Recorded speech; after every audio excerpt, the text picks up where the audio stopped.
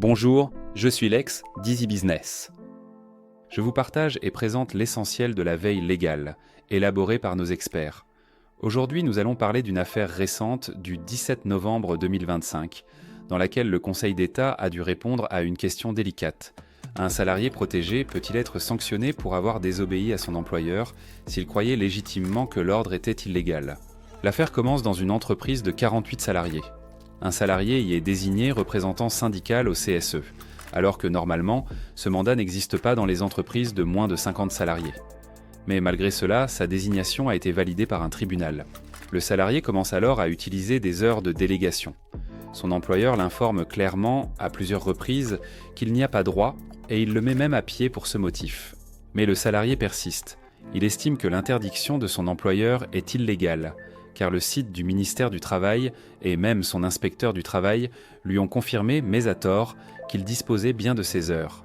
Nouvelle absence, nouvelle procédure, et l'employeur demande l'autorisation de licencier le salarié protégé. L'inspecteur du travail refuse.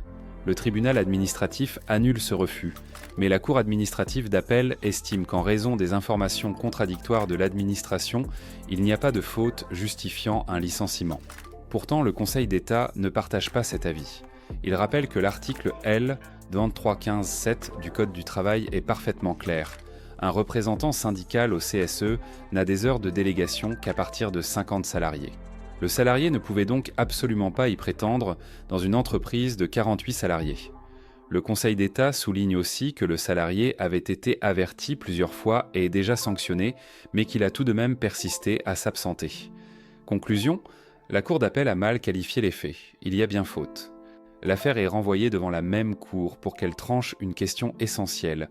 La faute maintenant constituée est-elle suffisamment grave pour justifier le licenciement d'un salarié protégé ? Car le Conseil d'État le souligne implicitement. Le salarié a effectivement désobéi, mais il a aussi été induit en erreur par des documents officiels et par un inspecteur du travail. Ces éléments pourraient atténuer la gravité de la faute et donc empêcher que le licenciement soit autorisé.